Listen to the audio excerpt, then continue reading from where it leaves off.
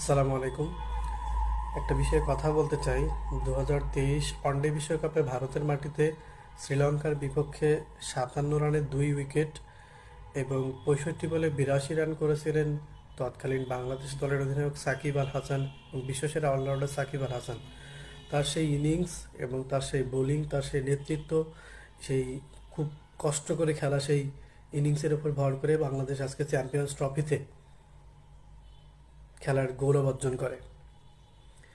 14,000 run করা আন্তর্জাতিকে, international ক্রিকেটে 14,000+ run করা মানুষটা নাকি দলের জন্য ব্যাট করতে পারবেন না, শুধু ব্যাটিং দিয়ে নাকি তার দলে চান্স হবে না।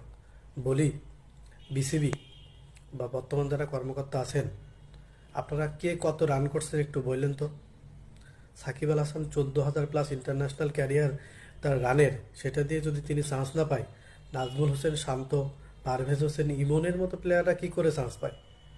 আমি আমরা নিজেরা সংস্কার করছি, আন্দোলন করছি, বাংলাদেশ ক্রিকেট বোর্ডের নির্বাচিত প্রতিনিধি যারা ছিল তাদেরকে বদলাইছি আপনাদের এই নিকৃষ্ট কাজগুলো দেখার জন্য না তো।